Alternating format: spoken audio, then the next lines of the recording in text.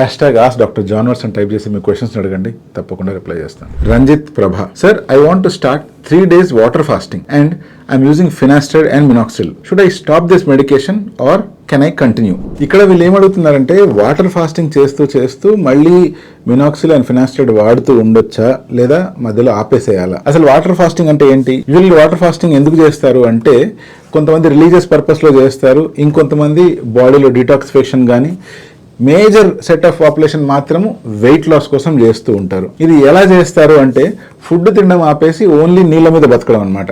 అలా ఒకరోజు లేదా కొన్నిసార్లు 3 రోజుల వరకు కూడా అలా ఫుడ్ తినకుండా ఓన్లీ వాటర్ ఫాస్టింగ్ చేస్తూ కూర్చుంటారు. ఇలా చేయడం వల్ల కొంచెం లాభం ఉన్నమాట కరెక్టే, బట్ హెయిర్ విషయానికి వస్తే చాలా నష్టం జరిగే అవకాశం ఉంది. ఎందుకంటే ప్రత్యేకించి హెయిర్ ఫాల్ కంట్రోల్ చేసుకోవాలనుకొని హెయిర్ గ్రోత్ని ఇంప్రూవ్ చేసుకోవాలని ఎప్పుడైతే అనుకుంటూ ఉంటామో, లేదా బట్టతల ప్రాసెస్ ఏదైతే స్టార్ట్ అయిపోయి ఉంటుందో దాన్ని స్టాప్ చేయాలని ఎప్పుడైతే అనుకుంటామో, అటువంటి సిచ్యువేషన్లో కనుక మీరు వాటర్ ఫాస్టింగ్ కావచ్చు, లేకపోతే క్యాలరీ డెఫిసిట్ డైట్ కావచ్చు, లేకపోతే ప్రత్యేకించి వెయిట్ లాస్ కోసం ఏవైనా కీటో డైట్స్ కానీ ఇలా ఫాలో అవుతున్నప్పుడు మాత్రము డెఫినెట్గా అది మీ హెయిర్ గ్రోత్ మీద చాలా ఇంపాక్ట్ చూపిస్తుంది.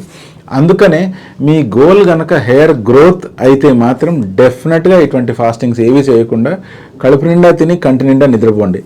అలా కాదు మేము తప్పకుండా ఇది చేయాల్సిందే అంటే అటువంటి టైంలో మీరు వాడుతున్న మెడికేషన్ ప్రాపర్గా మెటబలైజ్ అవుతుందా కాదా అని చెప్పడం కొంచెం కష్టం. కాబట్టి మెడికేషన్స్ మీరు ఆపేస్తేనే మంచిది. అండ్ ఇంకొక ఇంపార్టెంట్ విషయం ఏంటి అంటే మీరు ఇలా వాటర్ ఫాస్టింగ్ స్టార్ట్ చేస్తున్నా అంటే ఒక్కసారి మీ దగ్గరలో ఉన్న డాక్టర్ దగ్గరికి వెళ్ళి మీ బాడీని ఒకసారి చెక్ చేయించుకొని మీరు వాటర్ ఫాస్టింగ్ చేయడానికి ఫిట్గా ఉన్నారా లేదా అనేది తెలుసుకొని దాని తర్వాతే దీన్ని మొదలు పెడితే మంచిది.